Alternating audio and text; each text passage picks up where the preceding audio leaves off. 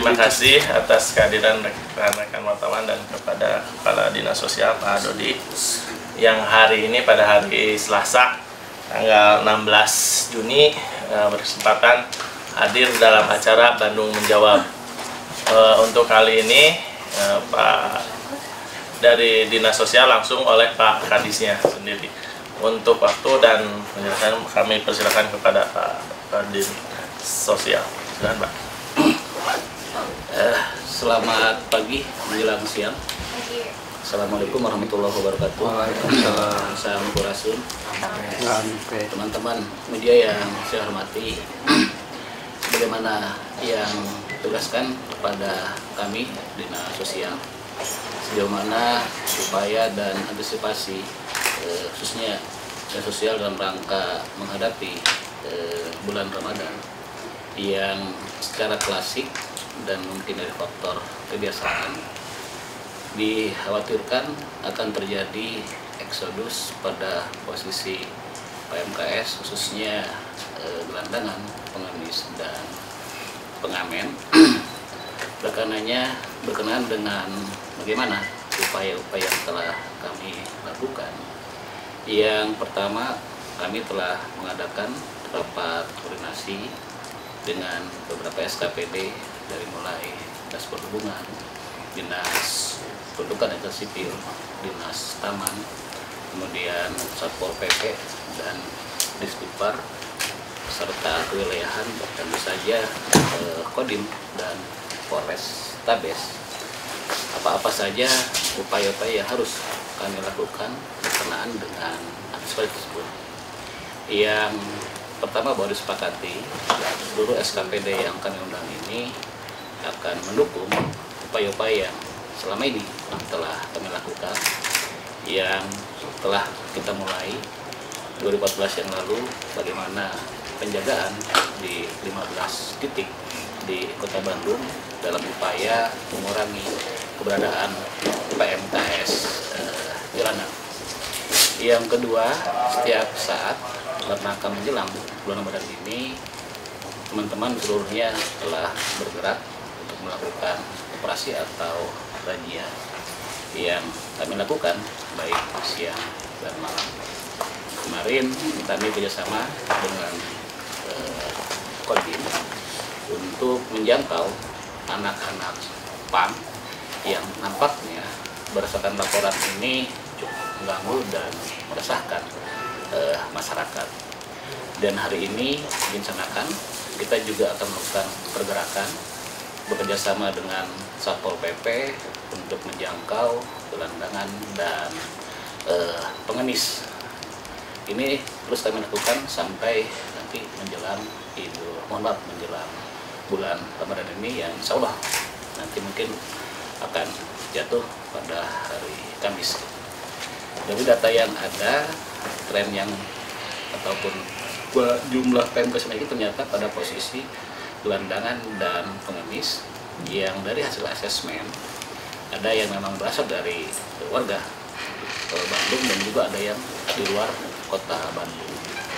Pasca penjangkauan, biasanya kami melakukan asesmen untuk kemudian memberikan pembinaan dan mengingatkan bahwa pada dasarnya kita tidak melarang aktivitas dilakukan, tapi jangan sampai artinya mengganggu para pengguna jalan yang sering kali kami terima keluhan ini baik melalui berbagai media, apakah itu media sosial ataupun media telepon dan lain sebagainya, sehingga apa yang kita lakukan ini pada dasarnya adalah dalam upaya bagaimana pada dirinya isi kota Bandung yang nyaman, untuk dan sejahtera ini insya Allah bisa tercapai.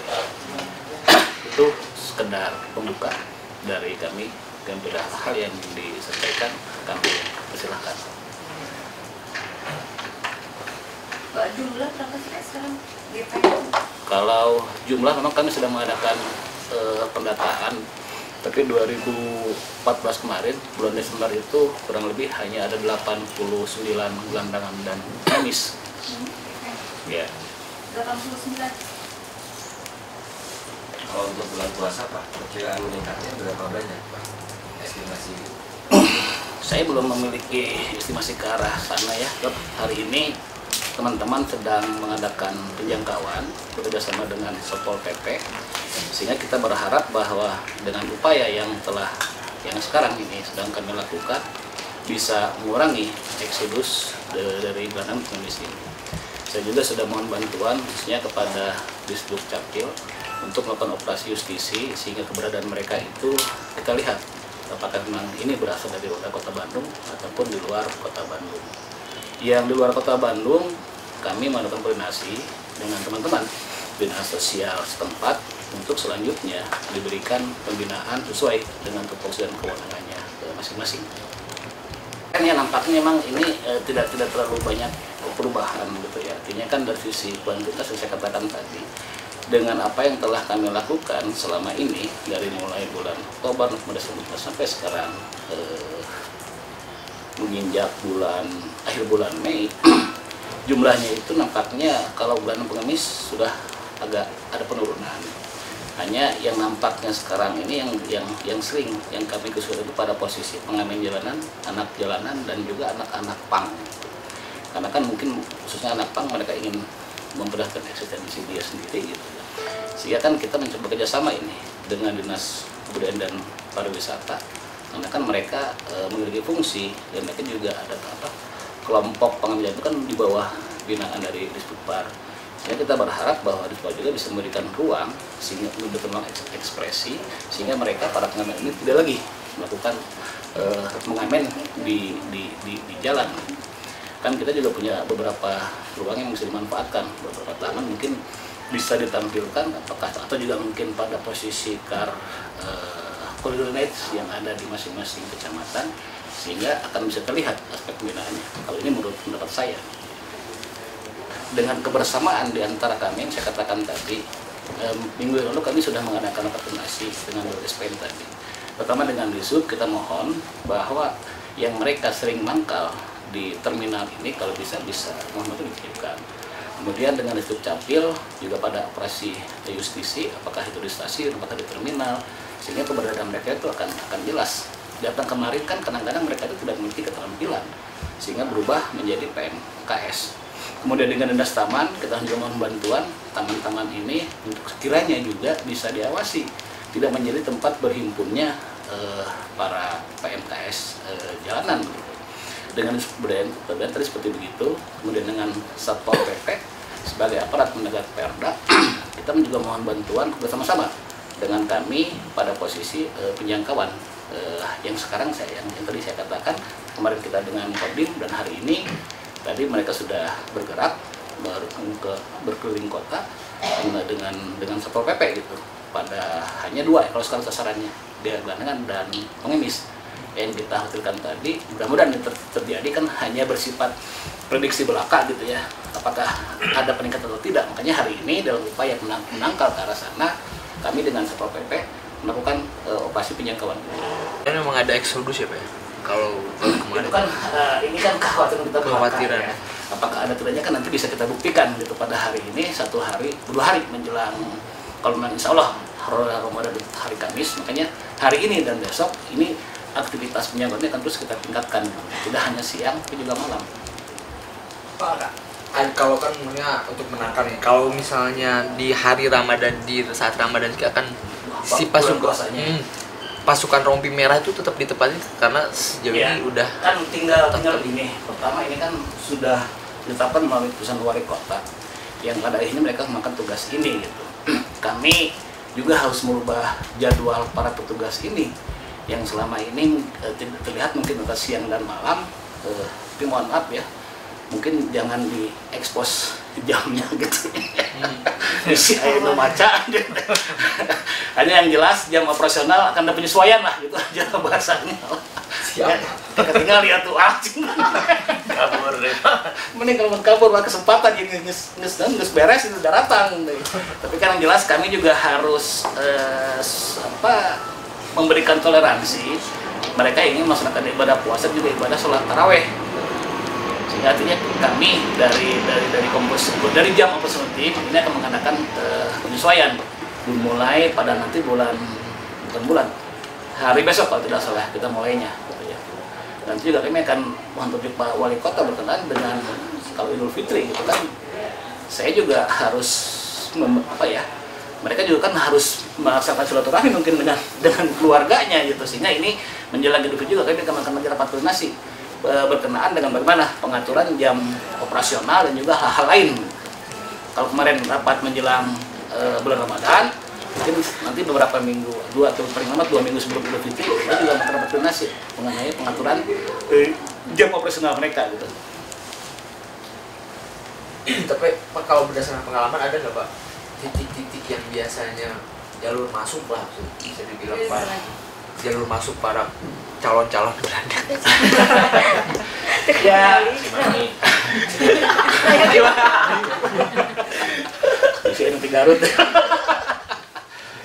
Logikanya kan gini, kita kan Bandung ini terbuka ya, artinya kan Bandung ini sudah banyak berubah. Bisa kita lihat lah, ada alun-alun juga dan asal-asal jenisnya gitu. Bandung kan gampang, dari mulai timur stasiun Cicaheum, kemudian sebelah barat pintu tol Pasteur, sebelah selatan itu Pasir Koja dan Buah Batu. Artinya kan titik-titik ini yang memang kita jaga gitu, sehingga titik ini menjadi prioritas kami, khususnya pada posisi 15 titik tadi. Setiap artinya jam petugas di sana menjaga di perempatan itu. Hanya kan yang jadi persoalan kalau mereka itu datang kemudian memakai kendaraan entah ditempatkan di mana gitu. Jadi kan ada sebuah tempat yang disewa, tapi ini hanya sebatas praduga saja. Kan saya tidak boleh langsung menjustifikasi bahwa daerah itu ada eksportir atau di sana ada penyalur pemasok. Gitu. Kalau untuk penjangkauan Pak, sama seperti bulan-bulan sebelumnya Pak? Atau ada yang khusus di penjangkauan ketika bulan puasa? Kita tidak melihat kekhususan ya kalau posisi penjangkauan, hanya kalau yang hari ini, kemarin itu kan banyak masyarakat yang merasa diresahkan, khususnya di wilayah Bandung Timur, banyak sekali berhimpun anak-anak PAM. Sehingga kerjasama dengan Kodim untuk pada akhirnya mereka dibina di sana. Tapi yang hari ini kita lakukan hanyalah pada posisi penjangkauan di gelandangan dan pengemis. Jadi secara umum kita tidak melihat apakah dia itu gepeng, apakah dia itu jenisnya. Setiap kami melakukan penjangkauan, mana yang disebut PMKS, pasti nanti itu kita jangkau. Apakah itu psikotik, orang terlantar, dan lain sebagainya yang memang menjadi unsur atau nasir daripada PMKS dalam itu. Jadi tidak ada kekhususan, misalkan hari ini harus ini, nanti jadi masalah juga. Kalau hari ini hanya khusus begini, besok begini, ini kan tidak logis. Tapi hari ini kita kekhususannya khusus untuk hari sekarang dan besok dititik beratkan hanyalah kepada gelandangan dan pengemis. Pak, terkait dengan anak-anak PAM itu, jadi permasalahan mereka itu ada yang sudah dibinakan. Ya. Apa nih yang menjadi permasalahan dari Ya karena mereka itu rata-rata hanya mengekspresikan diri saja, bahwa mungkin mereka mencoba mencari kebebasan dan lain sebagainya gitu. Pada dasarnya kan kita menghargai apapun, cuman kan jangan sampai yang dilakukan itu mengganggu ketertiban atau ketertiban masyarakat secara umum gitu. Akhirnya kan masyarakat merasa terganggu. Kalau memang mereka kreatif bagus kan mungkin bisa kita wadahi. Tapi kalau yang kita khawatirkan ini kan akan terganggu, apakah mereka mohon maaf gitu ya minum alkohol dan lain jenisnya, sehingga pada akhirnya mengganggu ketertiban umum dari masyarakat. Pak, bisa disebutin nggak tadi Bapak bilang ada 15 titik ya yang dijaga? Di antaranya Pak. Kalau dari sebelah mana dulu ya? Kalau mata angin lah, SBUT ya. Selatan itu pintu tol Pasir Koja, kemudian sebelah barat pintu tol Pasteur, sebelah timur perapatan Buah Batu, kemudian di tengah-tengahnya adalah Stadion Persib yang titik penjangkauan, kemudian di tengah kotanya itu PT Inti, perempatan PT Inti, kemudian Lewi Panjang, kemudian perempatan Buah Batu, kemudian Cipaganti Ciamplas ya. Itu mungkin tidak usah 15 semuanya aja lah, banyak puing. Tapi yang jadi prioritas yang agak mendapat perhatian khusus tuh Kita jadi gini, dari 15 titik itu hasil kesepakatan ada beberapa yang memang menjadi titik rawan, cukup rawan dan tidak terlalu rawan. Yang rawan itu perapatan Samsat dan Buah Batu, kemudian Pasir Koja lebih panjang, kemudian tol keluar tol Pasteur gitu. Kalau yang lain-lainnya mungkin tidak terlalu, termasuk itu perapatan Tegalaga Inti. Di sana kan cukup banyak. Ya kalau buat Buah tuh Waria nggak tahu, mungkin eksportir juga. Yang di Sekelimus.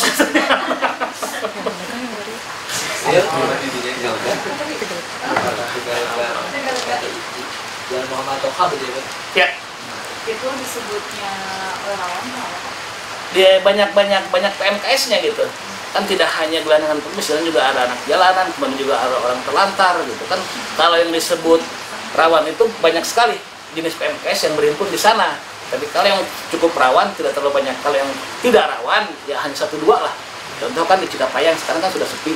Dulu kan banyak sekali teman-teman pamewan yang berganti yang pakai rok.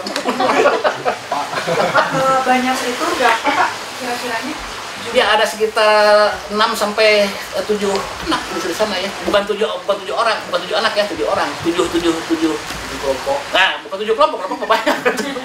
Ada anak jalanannya, ada pengemisnya, ada gelandangannya, dan ada pengamennya.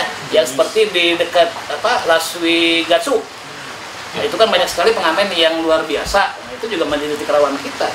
Ya mending lah kalau ngamen berjing rapi, bersih, Profesi. pantas. Dia malah ditato, mabok. Alun-alun akan menjadi perhatian juga Pak. Ya penambahan dengan stasiun Cicahum, stasiun rumah Cicahum. Alun Bandung ya. Jadi jangan air hujan mandi 20. Ada lagi? Tunganya biodigester. Anak Anak jalanan berapa banyak kan tadi GP-nya 89. Ya kalau dengan begini, kita kan nanti kerjasama dengan rumah perlindungan anak gitu. Karena kan pada dasarnya dalam ini mereka punya orang tua, sehingga pada proses anak jalanan yang pertama kita kerjasama dengan rumah perlindungan anak. Ada di sana kan ada banyak di Kota Bandung, dari mulai Yayasan Bahtera, kemudian Cahaya Beringin, kemudian adalah cukup banyak di sana. Biasanya begini, pembinaannya tidak hanya kepada anak jalanan, tapi juga kepada orang tuanya gitu. Kalau memang mereka orang tua kan nanti kita kerjasama dengan anak rumah perlindungan anak ini. Kenapa yang sudah di bawah, yang sudah dibina oleh rumah perlindungan anak, mereka kok masih berkeliaran gitu, berkeliaran di jalan gitu. Kalau mereka memang tidak memiliki biaya untuk sekolah, kan kita sudah punya pendidikan gratis gitu ya. Menunjukkan di rumah perlindungan anak kita mencoba ada taman baca, kemudian juga kita coba kembangkan bagaimana pada akhirnya bakat dan kasus ini bisa ditampilkan. Di sana juga ada studio yang untuk anak yang di dekat stasiun kereta api, dan juga di sana dicoba bagaimana mengembangkan usaha ekonomi produktif gitu, sehingga si anak ini pertama SDM-nya ditingkatkan, kemudian keterampilan lainnya ditingkatkan, sehingga nanti kita berharap usaha dibina ini tidak lagi kembali ke jalan, dibentuk kepada orang tuanya gitu. Jadi kalau sudah jalanan tidak hanya kepada si anak sendiri, ya si anaknya, ya juga si orang tuanya. Jadi ada dua aspek pembinaan khususnya kepada anak yang kita lakukan selain kita koordinasi kerjasama dengan rumah perlindungan anak. Kalau jumlah tadi tim rompi merah itu sekarang ditambah atau secara umum tim rompi merah ini kan terdiri dari beberapa unsur, dari mulai Kodim, Polres, kemudian Satpol PP, kemudian kewilayahan, dan Linmas gitu. Jumlah secara umum semuanya itu ada 90 orang tim. Kalau tiap perempatan ada berapa? Tergantung tadi. Artinya kan kalau sangat rawan pasti akan banyak gitu. Kalau tidak rawan ya udahlah cukup oleh Linmas saja, karena kan sifatnya hanya bukan memantau ya, mengantisipasi apabila memang terjadi di sana PMK jalanan. yang nongkrong-nongkrong? Ya, makanya jangan suka nongkrong pakai tato, mungkin bisa dijangkau. Anggaran Pak, anggaran yang disiapin itu kan ini pasti butuh makan, tapi butuh buka puasa. Maksud lo? Kan tahun kemarin ada. Ya, kalau 1 tahun sekarang ya untuk tim Rompi Merah ini dari mulai honor kemudian itu kita sudah mengangkat sebesar 1,8 miliar. 1,8 orang dia. Ya, artinya 90 kali 12. 11 bulan. 11 bulan kita. Nggak boleh 11 bulan. Karena honor maksimal 11.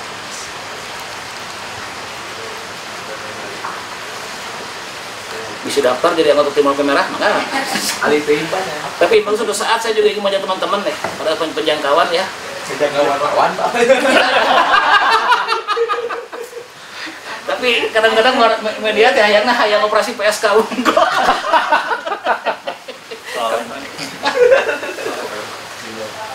Soalnya Sindo Sindo resep Pak itu Pak. Khususan. Kan nggak apa-apa kalau kehausan. Yang penting tidak kenyang. Udah buka gitu bolehnya.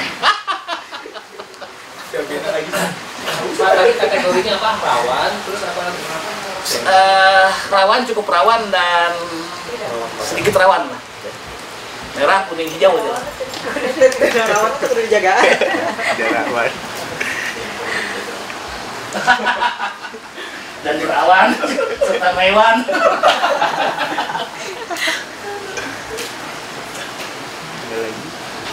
Masih ada yang akan ditanyakan?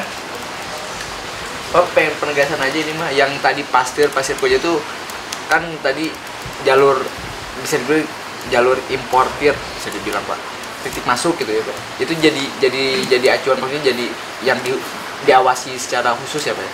Mendapat perhatian khusus Ya, ini kan tadi ya dari 15 titik ini kita mencoba mengklasifikasi, mengidentifikasi berdasarkan jumlah dulu berapa banyak PMKS yang ada berkumpul di sana gitu.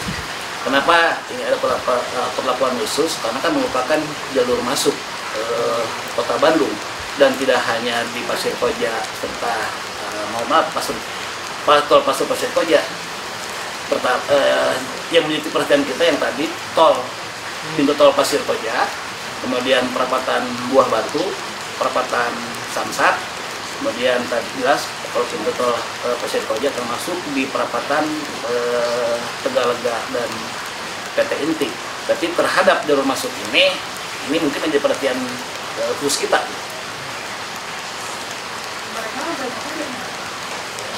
Kalau ditanya banyaknya, kadang-kadang ada yang nggak bawa identitas gitu ya. Sebab pernah kita juga menemukan seorang pengemis, mohon maaf gitu ya, yang berasal dari Garut.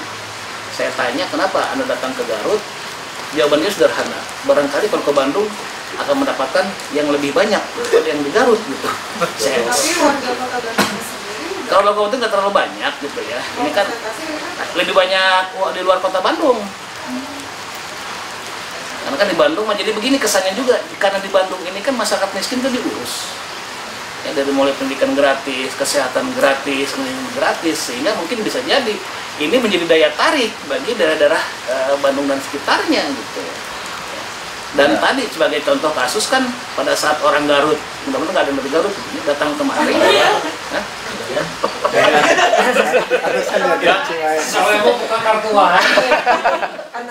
Jawabannya sederhana. Barangkali saya kalau ke Bandung penghasilan saya lebih banyak. Saya tanya, Anda punya anak nggak? Punya berapa? 8 orang. Saya bilang nggak kira-kira cinta. Mohon maaf gitu ya, pegawai pengemis tapi budak loba. Ada ini nggak Pak, ada kerjasama di bidang pembinaan PMKS sama itu namanya kritik oleh provinsi. Tapi biasanya kan ini kita tiap sebulan juga kan masing-masing wilayah atau BKPP itu suka ada rapat. Bandung ini kan masuknya di Garut, sehingga nanti di sana provinsi itu suka ada topik yang dibahas. Apakah mengenai tadi masalah PMK dan jenis-jenisnya, karena ini sudah menyangkut lintas daerah sehingga menjadi kewenangan provinsi. Sebagai contoh, saya pada saat pemulangan pada saat kemarin pihak Polrestabes melakukan penggerebekan di Saritem, sebagian besar itu bukan warga kota Bandung, banyaknya dari Indramayu. Indramayu saya yang PSK itu, dan saya koordinasi, saya mau koordinasi dengan teman-teman di dinas sosial setempat. Saya bilang ini saya ingin mengembalikan warga Anda. Nah, pola ini kan sudah kita lakukan, sehingga tadi pada aspek pemulangan ini biasanya kami koordinasi dulu dengan dinas setempat. Sehingga ini menjadi lintas daerah dan menjadi kewenangan provinsi. Bagusnya memang provinsi itu membuat perda, artinya nanti seperti apa pengaturannya. Kalau di kami kan hanya khusus perda kesos saja.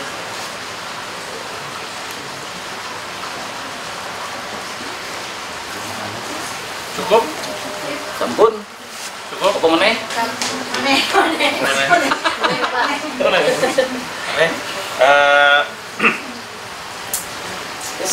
Oh, ya, Untung nanya biodigester.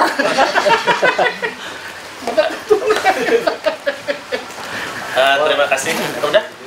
Udah, ada lagi? Ada lagi yang mau nanya? Oh, udah. Ada yang mau operasi PSK nggak? Boleh, Pak. Terima kasih kepada Pak Kadinsos, Pak Dodi atas waktu dan kesempatannya pada acara Bandung Menjawab hari Selasa ini. Selanjutnya saya tutup dengan wassalamualaikum warahmatullahi wabarakatuh. Waalaikumsalam.